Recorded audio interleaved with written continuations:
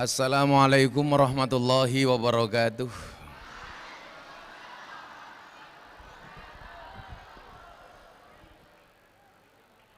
Alhamdulillahil qail a'udzu billahi samil alimi minasyaitonir rajim. Ya ayyuhan nas inna khalaqnakum min dzakari wa untha wa ja'alnakum syu'uban wa qabaila lita'arafu inna akramakum indallahi atqakum al-ayah. Allahumma salli wa sallim wa barik ala hadan nabiyil karim sayyidina wa maulana Muhammadin wa ala alihi wa ashabil mujahidin at-tahirin amma ba'du.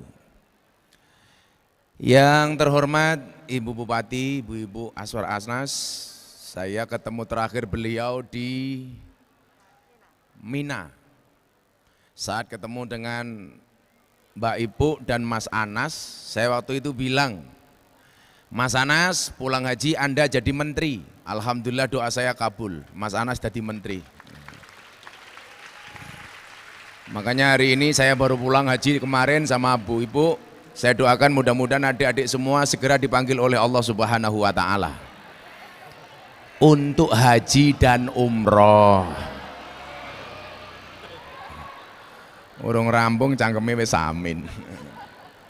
Serta jajaran para Kompinda, ada Pak Wabub dan semuanya yang saya hormati, Bapak Ibu Kepala Sekolah, ASN, dan serta adik-adik sekalian siswa-siswi di Banyuwangi yang berbahagia. Beli roti bakule perawan, perawane ayu bokonge lemu. Hai anak-anak siswa-siswi Banyuwangi yang cantik dan tampan, izinkan aku mengucapkan I love you.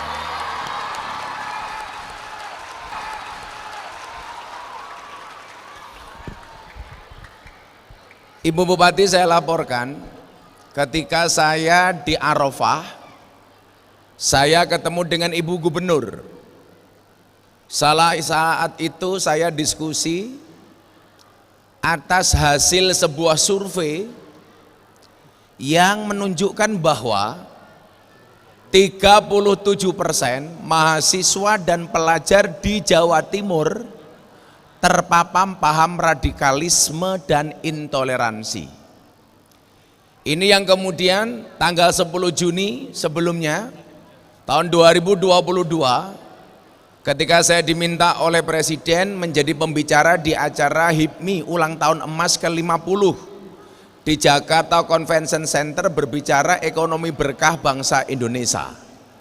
Saat itu saya dipanggil Presiden setelah acara, beliau mengatakan, Gus tolong diamplifikasi kajian dan wawasan kebangsaan di tingkatan mahasiswa dan pelajar khususnya di Jawa Timur. Alhamdulillah gayung bersambut. Kemudian Ibu Bupati minta saya untuk bisa menyampaikan kajian kebangsaan itu terutama kepada anak-anak generasi milenial. Adik-adik sekalian, hari ini kita hidup di era Society 5.0. Ini eranya adik-adik, bukan eranya Pak Wabub. Kalau adik-adik ini generasi milenial, Pak Wabub ini generasi kolonial. Walaupun usianya kolonial, tetapi semangatnya milenial atau hobinya milenial. Nah, saya pengen kemudian adik-adik mempunyai kepercayaan diri yang lebih, bahwa siapapun di antara kalian bisa menjadi besar. Maka saya berharap besok dari anak-anak Banyuwangi akan lahir generasi-generasi emas seperti Mas Anas, amin. Akan muncul dai-dai yang lebih hebat daripada Gus Miftah, amin. Harus percaya diri. Nah, saya akan mulai ini Bapak Ibu guru, yang mungkin tidak semua siswa hadir, Anda bisa sampaikan kepada anak-anak di sekolah masing-masing. 350 tahun bangsa Indonesia dijajah, 3,5 abad. Adik-adik silakan disemak. Nanti di akhir acara saya akan tanya jawab, Anda bertanya saya jawab, atau sebaliknya. Satu pertanyaan saya kasih uang 300.000. Lumayan. Ya, tambahi dana kenakalannya masih. Makanya kupingnya sing saset masih. Ya. Jangan sampai kamu belajar hari ini malah nyanyi sing ora-ora. Begitu sulit. Nah, apa? Generasi TikTok, Mbak. Jadi sekarangnya lagi ngetren begitu sulit. Kemudian terakhir dibengoi sama Pak Sugiran, ame diketu. Gitu kira-kira. Nah, saya akan menyampaikan melalui pembahasan bahwa 350 tahun bangsa Indonesia dijajah. Ternyata ada satu impact negatif yang hari ini saya lihat ada di tengah-tengah generasi muda hari ini. Ingat adik-adik, kalau dulu Bung Karno mengatakan berikan kepadaku 10 pemuda maka akan aku guncangkan dunia. Kalau sekarang ternyata tidak, Pak. Berikan kepadaku 10 pemuda maka akan aku jadikan ganteng-ganteng serigala. Nah, saya pengen setelah pembahasan ini anak muda banyak karya, bukan banyak gaya. 350 tahun Indonesia dijajah oleh Belanda dan sekutunya, ternyata melahirkan pribadi yang insecure. Nah, Pak Wabub nggak paham ini insecure ini. Ini bahasanya anak-anak Pak Wabub. Kalau Bu Bupati masih paham lah. Karena Bu Bupati walaupun usianya di atas ya sama dengan saya lah, tapi insya Allah seleranya masih milenial. Apa bentuk insecure? Insecure itu apa, Dek? Minder, tidak percaya diri, apa? Underestimate, kurang confident. Apa bentuk-bentuknya? Bahwa kita menjadi pribadi insecure, Pak. Saya kasih contoh kasus Mbak Bupati. Orang kita itu kalau ketemu dengan anak bangsa lain, itu biasanya mereka tidak percaya diri. Contoh, orang Indonesia itu kalau ketemu orang Inggris atau orang Eropa, orang Barat, mindset yang ada di otaknya itu apa, Pak? Seolah-olah orang Barat itu mesti pinter-pinter. Makanya kita minder kalau ketemu orang Eropa, kalau ketemu kita orang Amerika dan lain sebagainya. Padahal fakta membuktikan bahwa anak muda bangsa Indonesia tidak kalah pinter dibandingkan mereka. Contoh, Bu, akhir tahun kemarin setelah saya dari Kabupaten Banyuwangi, acara di Pemda waktu itu, saya ke Bali. Saya ada kajian moderasi beragama di Polda Bali. Saya istirahat di Pantai Kuta, ketemu dengan bule yang kebetulan follower saya dari Australia, cewek cantik yang sedang sumur, susu dijemur. Pak, saya pakai bahasa anak-anak ya. Nah, walaupun kalau dengar sumur Pak Wabub juga seneng. Oh, normal Pak Wabub ya. Nah, iya. Karena laki-laki itu seperti soda, Pak. Kalau ketemu susu pasti gembira. Makanan namanya soda gembira itu loh, Pak, soda gembira. Pak Tentara, mari dimakan, Pak. Oh, sudah. Jadi ini kolaborasi yang baik. Kiainya urusan inti, jamaahnya urusan untu. Nah, saat itu Mbak Ibu, bule ini tanya sama saya begini. Kebetulan dari 230 orang yang masuk Islam melalui saya sampai hari ini, 235, itu ada sekitar 30 orang yang orang bule. Ada dari Australia, ada dari Belanda, ada dari Amerika, Jerman, dan lain-lain. Kalau dulu setelah saya ceramah di gereja itu satu keluarga dari Amerika dan Belanda, ateis, masuk Islam. Nah, ini orang Australia, cewek, cantik, seksi. Kalau bahasanya Pak Wabub SDSB lah, semok depan, semok belakang. Dia tanya sama saya begini, Ustadz, saya follower Anda di medsos. Saya pernah melihat Anda mengislamkan orang Australia. Tahun 2019, bulan 10, 4 bulan setelah masuk Islamnya Deddy Corbuzier, orang Australia datang ke Jogja, Bu, namanya Antonio Skodori.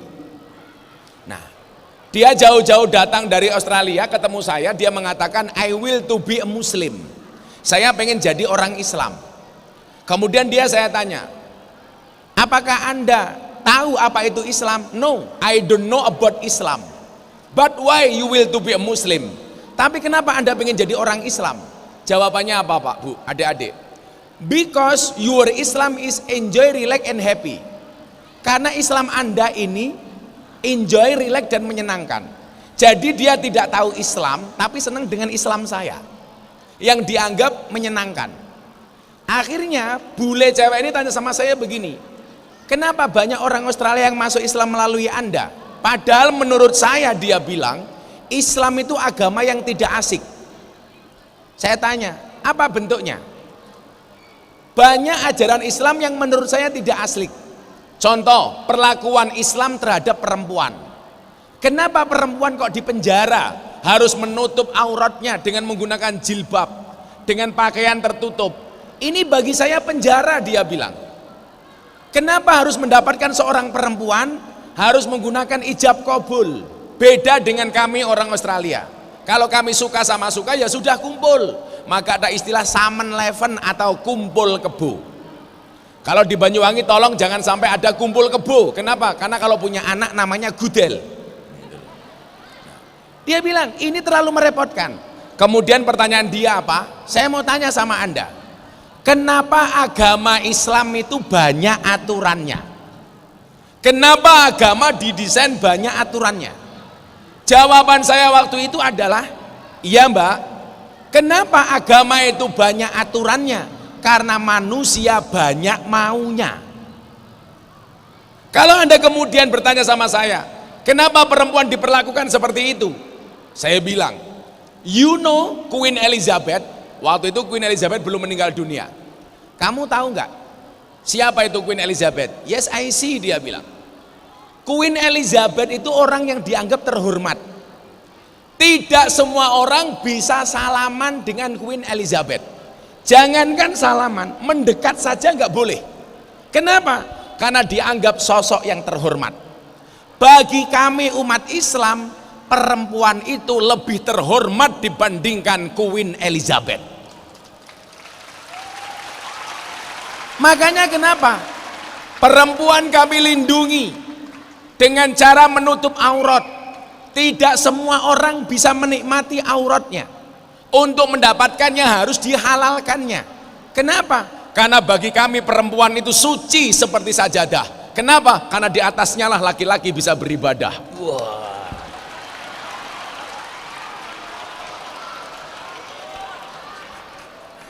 Makanya adik-adik mohon maaf, mbak-mbak ini yang cewek-cewek, kalau ada cowok suka sama kamu, pilihannya cuma satu di antara dua, halalkan atau tinggalkan. Wah. Yang cowok juga begitu. Kalau kamu senang dengan cewek, katakan sama cewekmu, Dek, non mati ketemu bak saja dibaca iklab, masa aku ketemu kamu tidak ijab? Lah, kamu malah galau. Kupinang engkau dengan bismika Allahumma ahya wa bismika amut. Kenapa? Karena aku sadar diri memilikimu hanyalah sebuah mimpi. Ya kalau cinta kamu ditolak, kamu bilang sama pacar kamu, jika surat Yusufku tidak mampu meluluhkan hatimu, izinkan kulantunkan surat Yasin sebagai penutup kisah hidupmu. Wah, modar.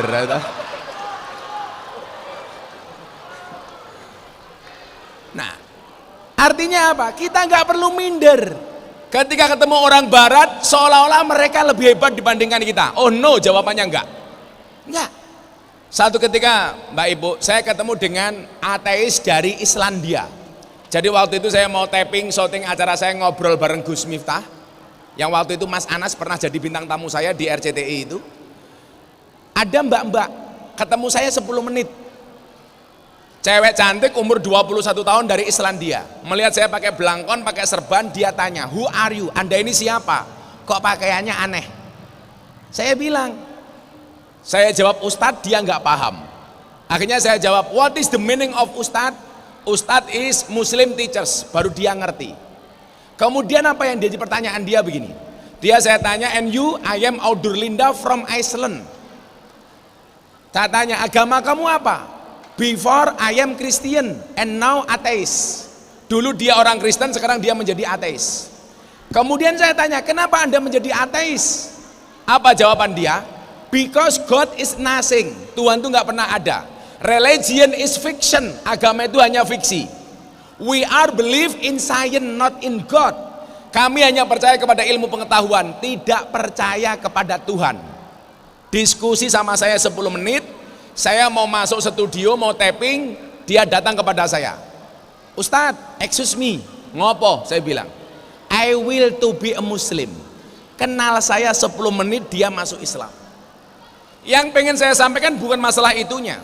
Yang pengen saya sampaikan adalah bahwa sumber daya manusia bangsa Indonesia nggak kalah dengan mereka. Kenapa kita nggak percaya diri, Dan? Satu. Jadi kalau ketemu orang Barat, kita minder, seolah-olah mereka pintar. Kemudian yang kedua, kalau kita ketemu orang Cina, kita minder. Di otak kita apa? Seolah-olah kalau Cina itu pasti kaya, duitnya banyak. Makanya Bu, ini bukan rasis, tapi ini analisis. Coba, kita orang Indonesia, orang Jawa, masuk bank, bawa sertifikat, bawa BPKB, bawa SKASN, SKPNS, mau utang ke bank, berbarengan dengan orang yang wajahnya Cina. Ini otaknya teller, orang-orang bank itu lebih percaya dengan teman-teman yang berwajah Cina dibandingkan orang Jawa. Kenapa? Karena mereka minder ketemu orang-orang Cina, seolah-olah kalau Cina itu pasti kaya. Padahal kalau adik-adik ke Singkawang, Cina kere banyak, jualan gorengan, ngamen dan lain sebagainya. Tapi kita minder, Pak. Padahal ya mohon maaf, akhirnya kemudian terjadi apa? Uang-uang negara banyak dikorupsi oleh mereka, kasus BLBI dan lain sebagainya. Justru yang merampok adalah mereka. Tapi kita nggak percaya diri. Dua. Yang ketiga yang paling parah ini, kalau orang Indonesia ketemu orang Arab, Bu, jenggotnya panjang, hidungnya mancung, pakai jubah, kita minder. Seolah-olah setiap orang Arab itu suci, seolah-olah semua orang Arab itu Habib. Saya membawa jamaah awam, kebetulan jamaah saya banyak preman, banyak copet, pemabuk. Dia nggak pernah ngaji, ikut saya umroh. Begitu landing di kota Jeddah, lihat banyak orang pakai jubah, dia mengatakan apa? Loh, kok di sini Habib semua? Jadi seolah-olah kalau pakai jubah itu Habib. Apalagi kalau ngomongnya sudah ana antuma antum, assalamualaikum akhi. Seolah-olah mereka suci, Pak. Maka kita minder ketemu mereka. Sehingga kemudian yang terjadi apa? Kekurang percayaan diri kita inilah kemudian kita hari ini kembali dijajah. Bukan dijajah secara agresi militer seperti Rusia kepada Ukraina. Oh tidak. Kenapa? Karena orang-orang yang punya kepentingan dengan Indonesia mikir kalau harus menjajah Indonesia dengan menggunakan agresi militer. Kenapa, Pak? Dulu zaman penjajahan Belanda, Belanda yang mempunyai tank, mempunyai pesawat perang, alutsista yang komplit, kalah dengan pejuang bangsa kita yang hanya menggunakan bambu runcing. Saya beberapa waktu yang lalu khotbah Jumat di Mabes Angkatan Darat bersama Pak Dudung. Saya tanya, Jenderal, bagaimana dengan alutsista kita hari ini? Kita terbaik, Gus. Kita nggak kalah dengan negara-negara di Asia. Sehingga apa? Ketika semangat orang Indonesia kemudian dikolaborasi dengan alutsista yang kuat, mereka mikir, Pak, untuk menjajah Indonesia dengan menggunakan agresi militer seperti Rusia ke Ukraina. Maka kemudian apa? Mereka menjajah dalam bentuk lain. Lagian Mbak Bupati, kalau mereka pengen menjajah kita dengan agresi militer, mereka mikir biaya perang di Indonesia itu mahal. Nanti tank masuk Banyuwangi parkir bayar 2.000. Masuk WC 2.000. Mau tidur tawari buah naga sama Pak Wakil Bupati bayar meneh. Akhirnya mereka mikir, lah bagaimana cara mereka menjajah? Ini, saya pengen adik-adik semuanya percaya diri kayak Gus Miftah. Kita boleh terlahir di desa, tapi wawasan kita harus internasional, betul? Kamu jangan insecure jadi anak yang lahir dari Jawa Timur bagian timur. Santai saja. Insya Allah di sini akan muncul orang-orang yang luar biasa. Amin. Nah, kita dijajah dalam bentuk apa? Kayak sing buri malah cangkemnya hooh tenan. Anak buah Samsudin. Saya itu sedang dilaporkan di kantor polisi, Pak. Di Polres Jakarta Selatan, saya sama Atta Halilintar. Apa kasus yang dituduhkan? Disangkakan melakukan pelanggaran KUHP penistaan dukun. Gara-gara saya bikin konten di podcastnya Atta Halilintar, saya bilang kalau memang dukun itu punya ilmu pelet dan pengasihan, Seharusnya dukun itu istrinya paling cantik, tapi faktanya banyak dukun bojone cangkeme merongos lah. Lah gara-gara saya bilang gitu Bu, itu dianggap menistakan dukun. Ono-ono kan saya ditanya, Gus kenapa dukun itu dipanggil orang pinter? Karena yang datang orang goblok, saya bilang.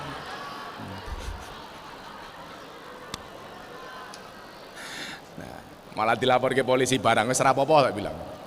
Nah, dalam bentuk apa kita dijajah? Tolong adik-adik pahami, dicatat. Nanti saya tanya.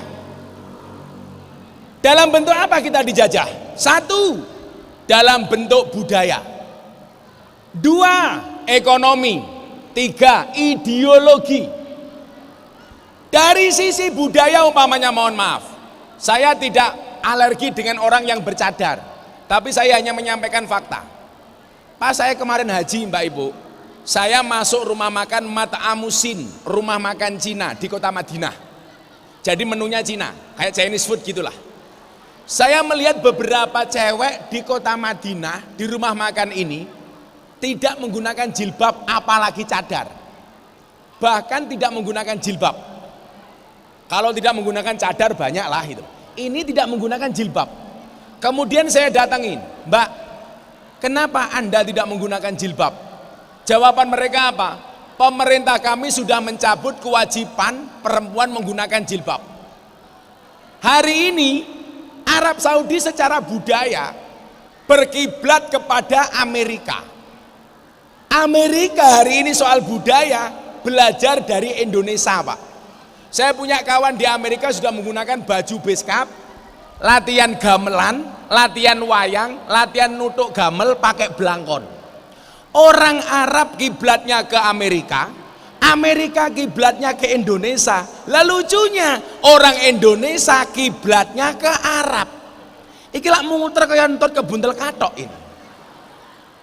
Kita mengidolakan budayanya Arab, Arab mengidolakan Amerika, Amerika mengidolakan Indonesia.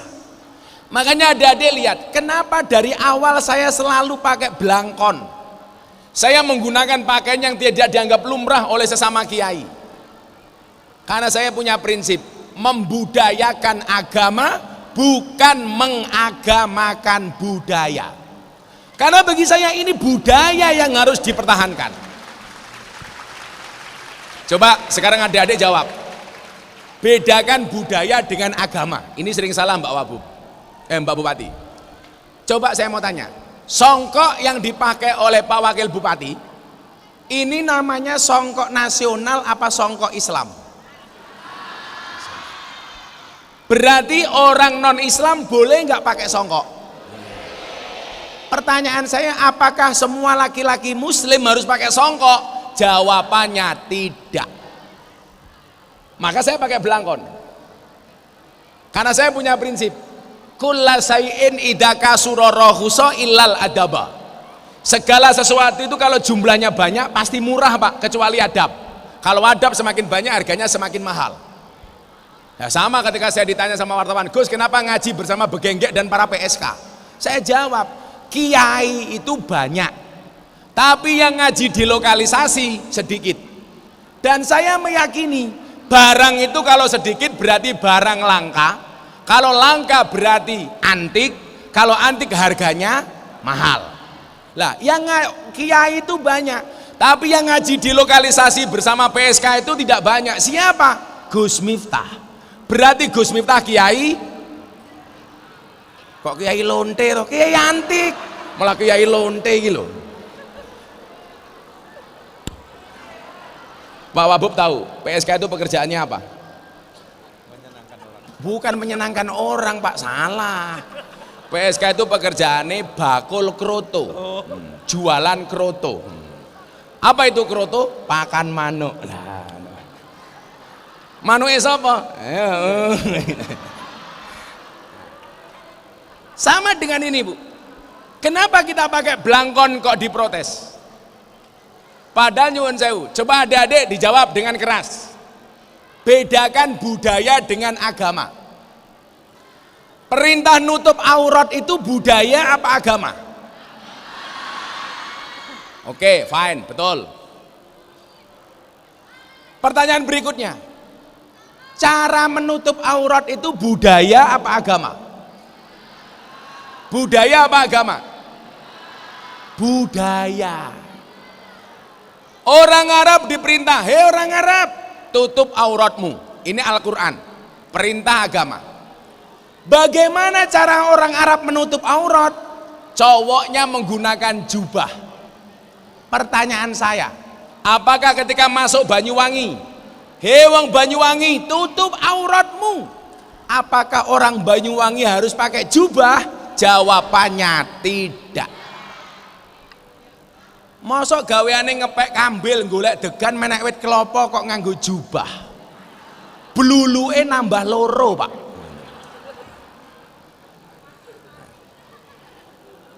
Ayo. Mosok pekerjaane ngeduk pasir ning kali kok nganggo jubah. Maka berpotensi terjadi little bonsir, silite gatel kelebon pasir.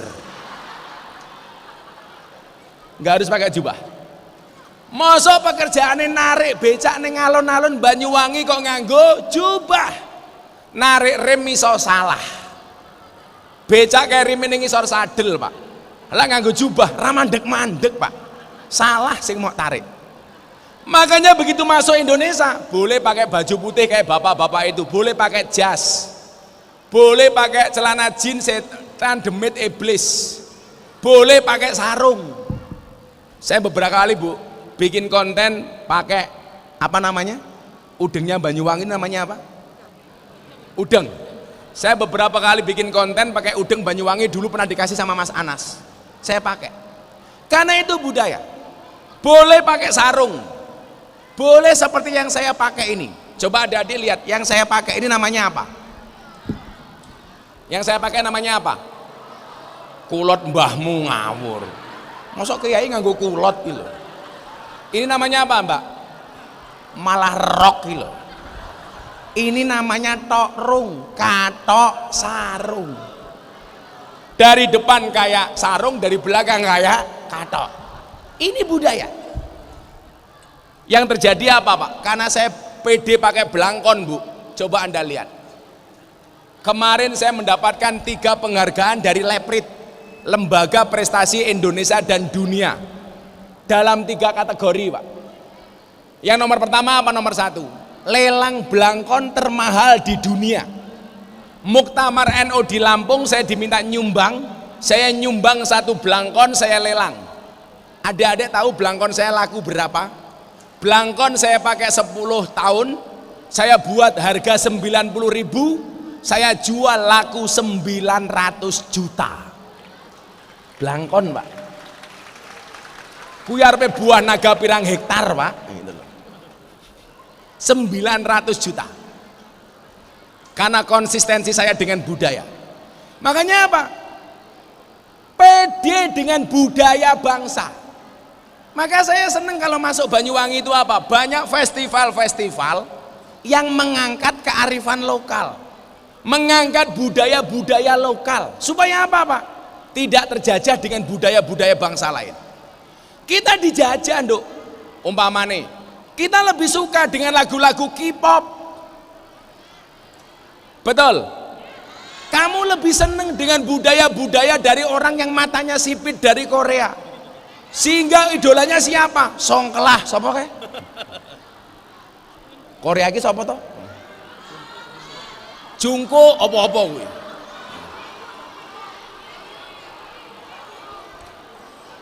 Coba satu cewek berani maju ke depan. Nanti saya kasih uang 300.000, sini.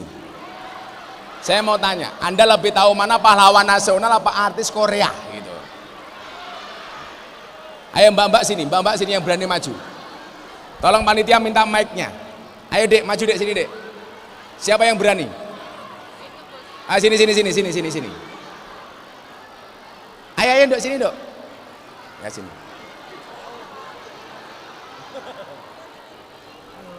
Loh, sini. Pinjam mic-nya. Sini Dek, sini. Nah, sini.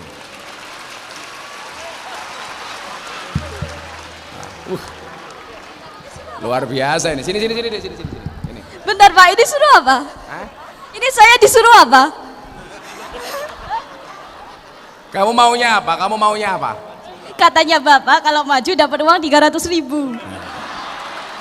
Jawab dulu pertanyaan saya. Oh, ya udah kalau saya bisa jawab nanti saya jawab. Ya, namanya siapa?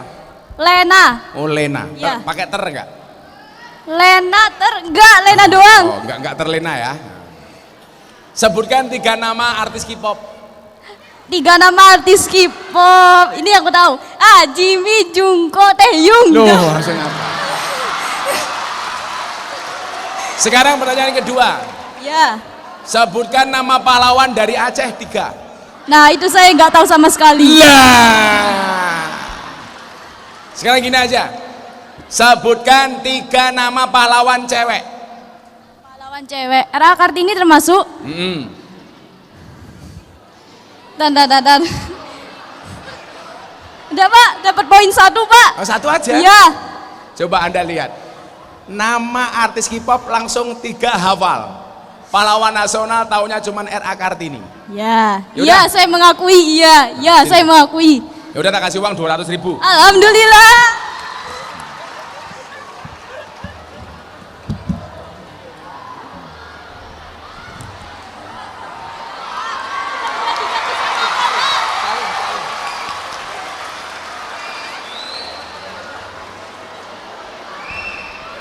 Coba Mbak Bupati, terjawab kan?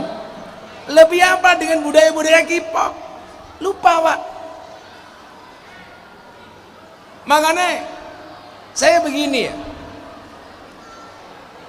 Kadang-kadang saya ngelus dada Pak.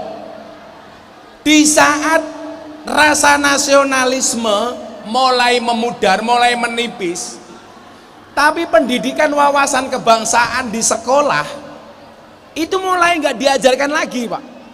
Contoh begini Mbak Ibu, kalau dulu kita masuk sekolah SD, kita dikasih pelajaran namanya pendidikan sejarah perjuangan bangsa. Betul Pak ya? PSPB. Apakah sekarang pelajaran itu ada? Tidak. Dulu saya masuk SD, diperintah oleh guru saya untuk menghafal nama-nama pahlawan. Sekarang buktinya si Lena nggak paham, tahunya cuma Raden Ajeng Kartini. Adik-adik tahu siapa nama asli RA Kartini? Nama aslinya adalah Harum, Putri Indonesia, harum namanya. Gitu. Nggak tahu Pak. Dulu dari SD naik SMP kita dikasih penataran namanya penataran P4. Sekarang mana ada Pak di sekolah-sekolah Anda? Nggak ada Pak. SMP SMA penataran P4. SMA masuk perguruan tinggi penataran P4. Maka pendidikan didesain sedemikian rupa menjadikan anak didik mencintai bangsanya.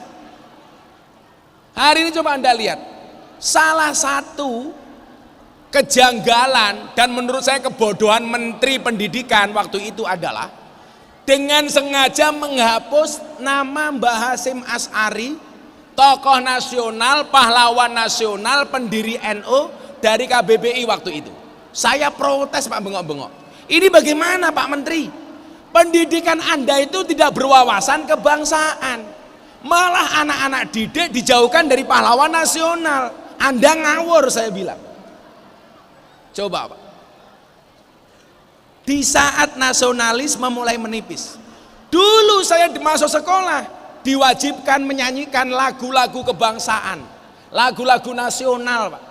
Sekarang anak-anak nggak tahu, saunya apa lagunya? Mendung Tanpa Udian. Ngertinya apa? Satru 2. Ngertinya apa? Ojo dibanding-bandingke. Loh, bagaimana coba? Kita dijajah secara budaya. Belum lagi umpamanya budaya-budaya yang lain seperti makan. Kita lebih bangga sama-sama minum kopi, lebih bangga minum kopi Starbucks dibandingkan kopi asli Banyuwangi. Betul? Kalau kita sudah nongkrong di Starbucks, foto update di TikTok, wah Kopi gua mahal, guys. Kalau saya segala jenis kopi, Bu. Kenapa saya harus ngopi? Karena hidup itu butuh inspirasi, bukan halusinasi.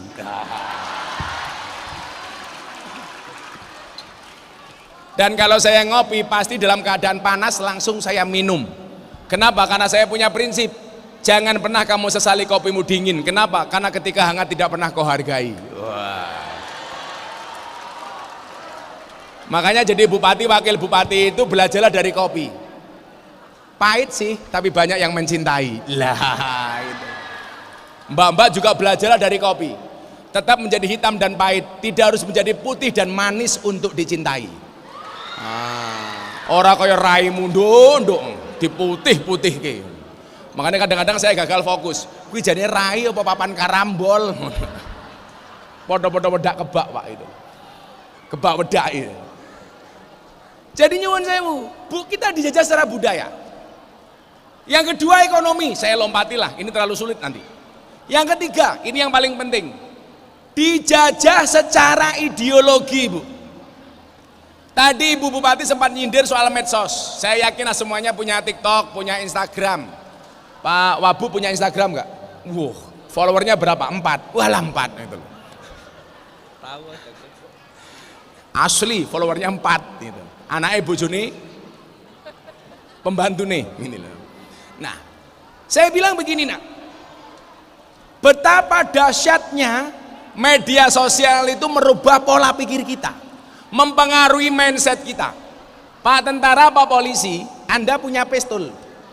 Satu pistol hanya bisa nembak, satu peluru hanya bisa nembak satu kepala, Pak. Tapi hari ini Anda kalau punya medsos, satu postingan yang bagus bisa nembak jutaan kepala. Saya kemarin tragedi Kanjuruhan Malang, saya bikin video cuma 30 detik, di TikTok ditonton 3 juta kali lebih, di Instagram lebih dari 1 juta kali dalam waktu sehari.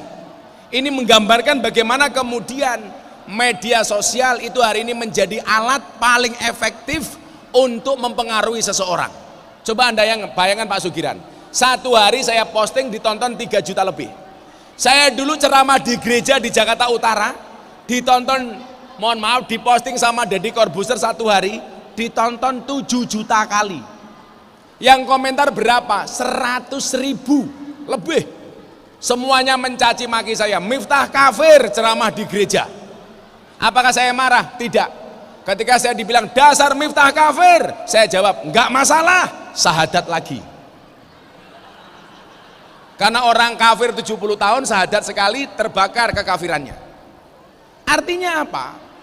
Hari ini saya melihat orang-orang yang anti kebinekaan, anti Pancasila, anti merah putih, anti nasionalisme, begitu banyak mempropaganda media, mohon maaf, netizen melalui media sosial. Sehingga yang terjadi apa? Begitu banyak pelajar yang kemudian terprovokasi dengan paham-paham itu, bukan karena dia tidak belajar kebangsaan di sekolah, tapi karena mereka mendapatkan paham-paham seperti itu melalui media sosial. Maka saya minta Bu Bupati, bagaimana kemudian kita mengawasi siswa didik kita supaya tidak terpapar dengan paham radikalisme. Salah satunya adalah dengan ngecek dan ngontrol media sosial siswa didik kita. Sehingga kemudian apa? Nggak ada lagi orang yang mengatakan nasionalisme itu tidak ada dasarnya. Ada satu ustadz, Mbak, dia bilang apa? Mencintai negara itu tidak ada dalilnya. Tapi lucunya apa, Pak? Begitu Palestina dibom sama Israel, dia teriak pertama kali membela Palestina. Lucunya apa?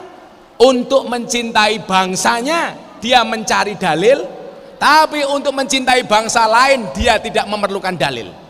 Pertanyaannya begini, benar tidak Kanjeng Nabi mengajarkan nasionalisme? Saya jawab benar. Buktinya apa? Ketika Nabi Muhammad hijrah dari Mekah ke Madinah, pertama kali apa yang dia doakan kepada Allah? Kanjeng Nabi mengangkat tangannya, kemudian dia berdoa, Allahumma habib ilainal madinah kahubina ila Makkah au asyad. Ya Allah ya Rob, anugerahkanlah kepadaku mencintai kota Madinah sebagaimana aku mencintai kota Makkah. Pertanyaannya adalah, kenapa Nabi Muhammad mencintai tanah Arab? Jawabannya satu, karena Muhammad lahir di Arab, hidup di Arab, berjuang di Arab, meninggal di Arab, dikuburkan di tanah Arab. Itulah alasan Nabi Muhammad mencintai tanah Arab. Pertanyaannya adalah, kenapa kita harus mencintai Indonesia? Karena kita lahir di Indonesia, hidup di Indonesia, besar di Indonesia, berjuang di Indonesia, dan meninggal akan dimakamkan di Indo. Kenapa kita tidak mencintai?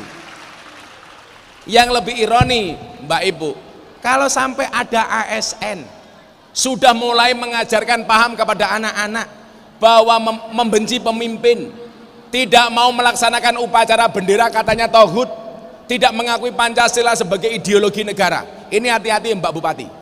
Kalau ada ASN di Banyuwangi seperti itu, saran saya cuma satu Mbak, dipecat. Makan uang negara, fasilitas negara. Kenapa Anda menjelek-jelekkan negara? Kenapa Anda tidak bisa menghormati pemimpinmu? Kenapa Anda tidak bisa menjaga ideologimu? Maka kalau ada PNS seperti itu gampang, silakan kamu mundur alon-alon atau saya pecat. Ngono Pak Wabub Senggala. Coba ibu-ibu kalau punya suami berkumis kayak Pak Sugiran, pertahankan. Fik dia lele bukan buaya. Itulah cara-cara yang perlu kita tempuh. Makanya Bapak saya minta, yuk tetap selipkan pelajaran-pelajaran kebangsaan kepada anak-anak kita. Saya pengen Mbak, kayak gor seperti ini. Kenapa? Space-space kosong itu tidak kita maksimalkan umpamanya untuk masang gambar-gambar pahlawan. Kenapa kemudian space-space kosong di kelas-kelas, di sekolah, di ruangan-ruangan tidak kita pasang dengan gambar-gambar umpamanya Pangeran Diponegoro, Jenderal Sudirman, Cut Nyak Din. Anak-anak hari ini sudah tidak kenal dengan Cut Nyak Din, Cut Mutia. Kenalnya siapa? Cut Keke, Cut Tari, Cut Mini. Karena memang tidak pernah diajarkan pendidikan seperti itu, Pak. Maka Bu, saya dulu itu kenapa cinta NU? Bapak saya itu pinter, kamar saya dikasih gambar Mbah Hasim sama gambar Nahdlatul Ulama. Karena simbol itu penting. Kenapa saya hafal betul dengan Pangeran Diponegoro yang kebetulan murid Mbah saya Ponorogo? Karena dulu di kamar saya sama bapak saya dipasang gambar Pangeran Diponegoro. Adik-adik sini yang hafal dengan nama Pangeran Diponegoro komplit, saya kasih uang 500.000. Ayo, siapa yang hafal? Komplit. Nama komplitnya adalah Kiai Haji Bendoro Raden Mas Abdul Hamid Ontowiryo Mustahar Heru Cokro Senopati ing Ngalogo Sayyidin Panatagomo Amirul Mukminin Khalifatullah Tanah Jawa Pahlawan Gua Selarong Pangeran Diponegoro. Kalau anak-anak gak hafal tuh lumrah, wong gurumu wae yo ora hafal. Hati-hati dengan penjajahan budaya, ekonomi, dan ideologi. Mungkin seperti itu. Ada 3 orang yang mau bertanya, silakan ke depan atau saya tanya. Per orang saya kasih uang 300.000. Silakan maju. 3 orang, cewek sama cowok dibagi. Cowok 2, cewek 1. Cowoknya 2, ceweknya 1. Ini udah 2. Mas nanti dulu mas. Udah 2. Nanti dulu. Ceweknya 1. Cowoknya 2, ceweknya 1. Mbaknya silakan maju. Ayo Nduk. Anda boleh bertanya atau saya yang bertanya? Mbaknya cepat mana? Gak apa-apa. Ayo Nduk. Aku pertanyaannya dari aja soalnya.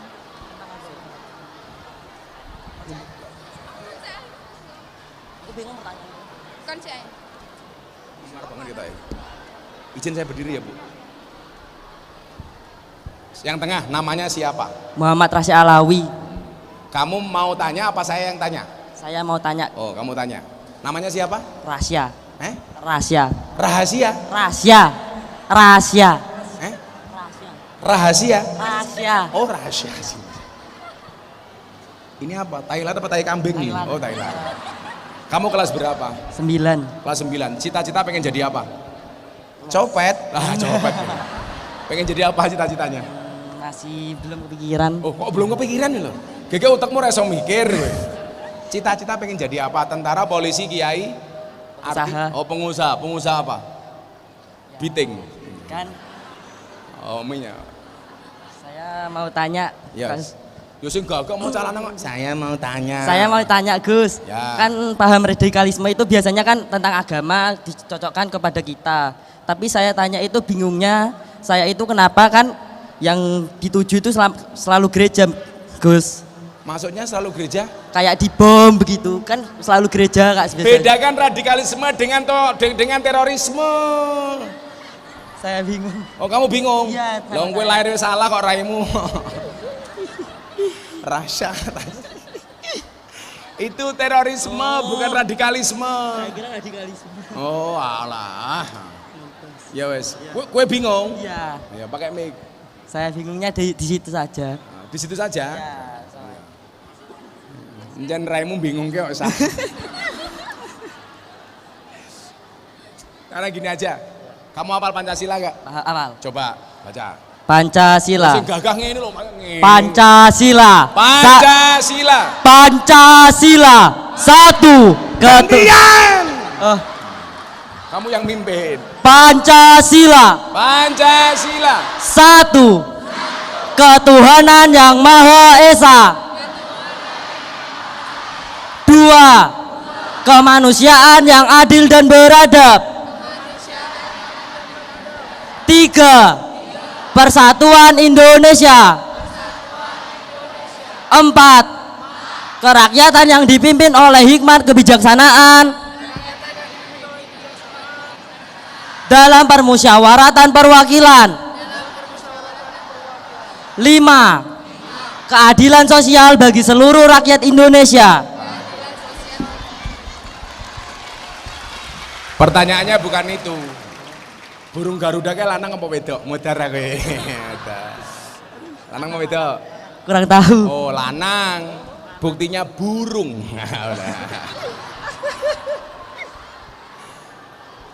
Kamu di sekolah masih ada upacara bendera nggak? Masih. Masih.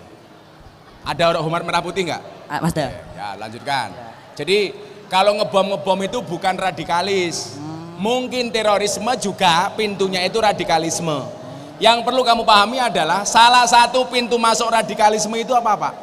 Kebencian berlebih kepada pemerintah. Kebencian berlebih kepada para pemimpin bangsa. Maka akan melahirkan otak-otak yang radikal.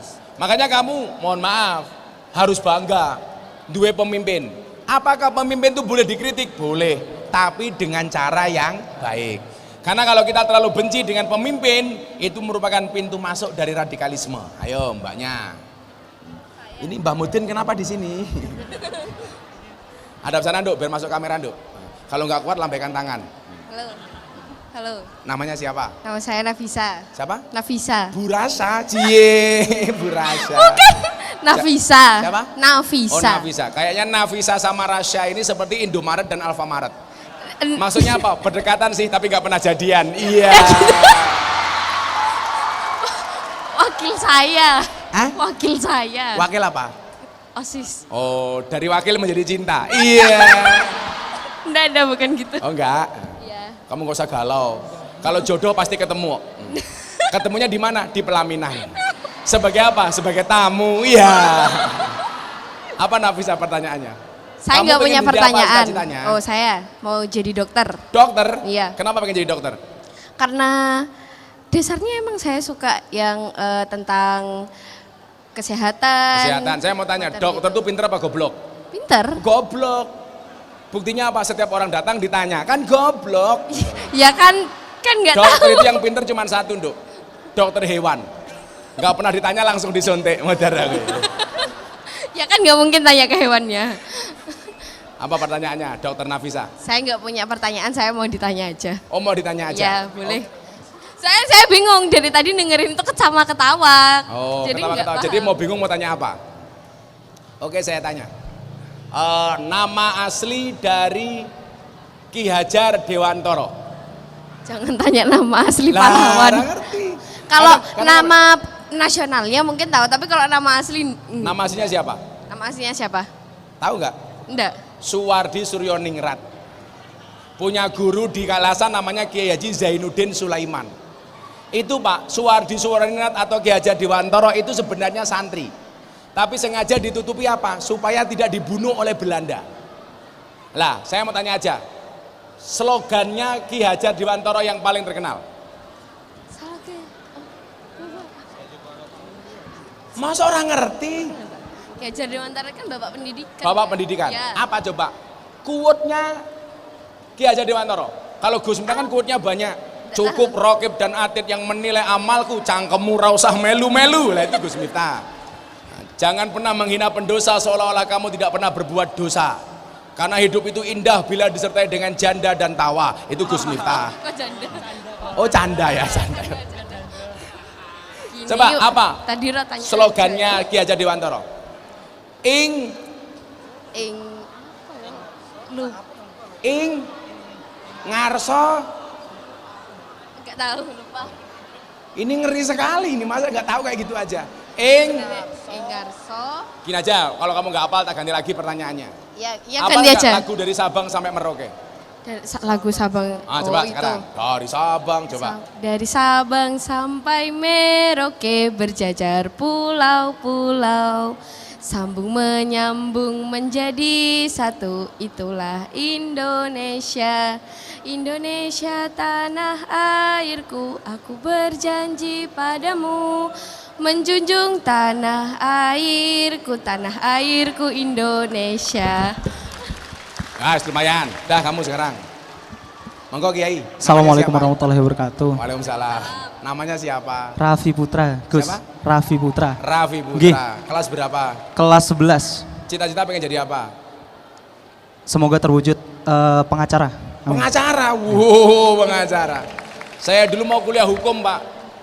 Ditanya sama bapak saya, "Kowe pengen di apa nih hukum? Pengen cara?" "Oh, kowe pengen ngapusi wong." katanya. Itulah bedanya Bu Bupati, pengacara sama kiai. Kalau pengacara itu masalah jadi duit, kiai duit jadi masalah. Gitu, kira-kira. Apa pertanyaan kamu? Bentar, Gus.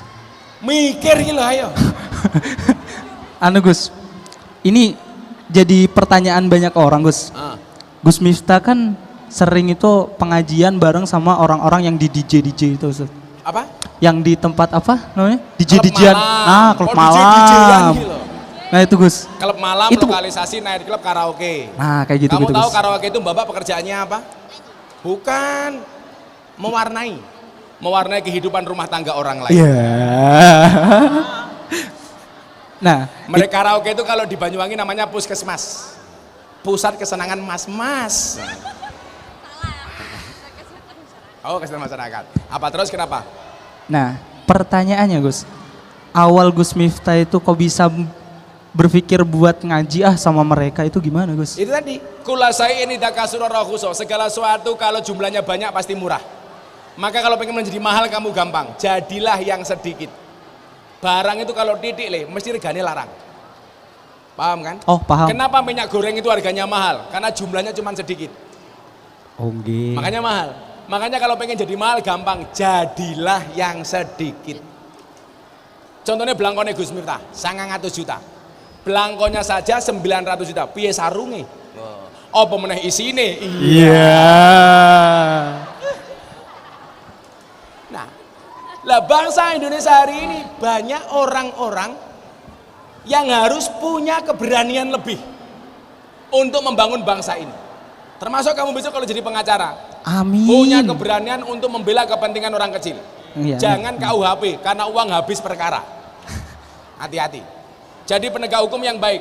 Saya kemarin malam ngaji sama Pak Kapolri di Probolinggo. Saya bilang, fastabikul khairat itu bukan satu posisi diperebutkan banyak orang, tetapi menjadi yang terbaik di posisi masing-masing. Jadi guru terbaik. Saya dulu dibilang sama guru saya, "Le, kowe lak rabi sesuk rabio karo guru wedok, karo bu guru." Kenapa Pak Kiai? Lah kowe duwe bojo guru nyeneng kele. Begitu masuk kamar ditanya sama istrimu, "Papa, masih ingat pelajaran kemarin?" Iya. Kamu jawab, "Lupa mama." Nah, pasti istrimu akan jawab, "Ayo Pak, ulangi lagi." Iya. Ngopo ora paham bocah cilik. Menjadi bupati terbaik, itu namanya fastabiqul khairat. Menjadi tentara terbaik. Menjadi polisi terbaik. Bagaimana polisi terbaik? Polisi yang tidak nembak temannya. Itu polisi terbaik. Makanya Dan, lebih baik pangkatnya rendah, kecil, tapi selamat daripada jenderal dipecat. Iya. Pak polisi ini batin, kiai ini dancuk.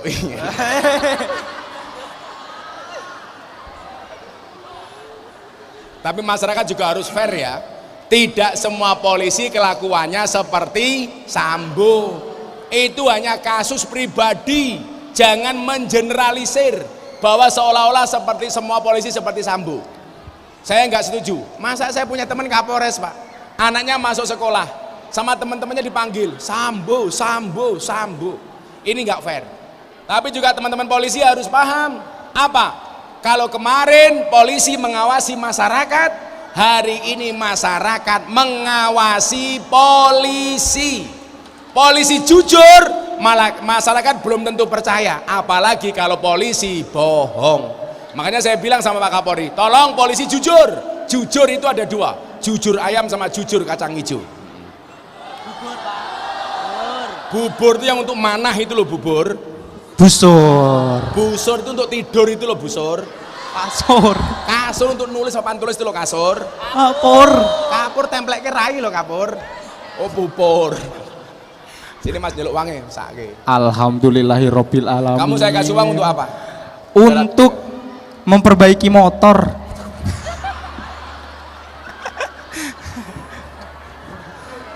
Kamu tak kasih uang karena rupamu kayak kotak infak tak kandani. Alhamdulillah. 1, 2, 3. Kamu untuk apa uangnya? Tambal ban. Gitu ku slot kok piye? Matron. Kamu tak kasih uang untuk apa? Buat simpenan, Pak. Buat Simpenan. Buat simpenan. Iya. Kalau punya uang itu tolong ditabung, jangan dicelengi. Apa bedanya? Beda. Makanya ada bayi tabung, nggak ada bayi celeng. Kamu minta uang atau sebagai mas kawin? Cie, sama Rasya. Nggak gitu temennya ini. Temen. Oh, 2, 3. Makasih ya. Tepuk tangan untuk mereka bertiga. Ya, sekolah kayak minggat. Makasih. Siswamu bu. Nah, terakhir mungkin nyuwun sewu pinggang saya sakit banget soalnya bu. Terakhir mungkin yang ingin saya sampaikan kepada adik-adik adalah hari ini salah satu pintu radikalisme yang paling nyata adalah menganggap apa yang menjadi keyakinannya paling benar sehingga kemudian menyalahkan keyakinan orang lain. Menganggap agamanya paling benar, hukumnya wajib, tapi bukan berarti kita diperbolehkan untuk menyalahkan orang lain. Itulah amanat undang-undang, itulah amanat Pancasila, bahwa ada 6 agama yang diakui oleh undang-undang, yang diakui oleh negara. Maka semua orang yang punya agama berhak menjalankan perintah agamanya tanpa harus mendapatkan intervensi dari orang lain. Termasuk amanat undang-undang pendidikan bu, semua siswa didik berhak mendapatkan pelajaran agama sesuai dengan agama dan keyakinannya masing-masing. Akhirnya sebagai penutup saya sampaikan tulisan saya tentang toleransi. Bismillahirrahmanirrahim. Bangsa Indonesia adalah rumah besar yang menaungi siapa saja, tak pandang perbedaan yang ada. Di bangsa ini perbedaan akan merekatkan, bukan meretakkan. Perbedaan menjadi alasan untuk saling mengisi, bukan memusuhi. Perbedaan jadi alasan untuk bersanding, bukan bertanding. Kita bersanding untuk memberikan manfaat yang sebesar-besarnya. Kita bersanding untuk membawa pencerahan, kita bersanding untuk memberdayakan. Karena dalam bingkai kebaikan kita semua sama, dalam bingkai kebangsaan kita semua setara. Maka adik-adik ingatlah, kenapa kaca mobil bagian depan selalu saja lebih besar dibandingkan kaca spion? Jawabannya adalah karena masa depan bangsa Indonesia insya Allah lebih besar dibandingkan masa lalunya. Terima kasih. Assalamualaikum warahmatullahi wabarakatuh.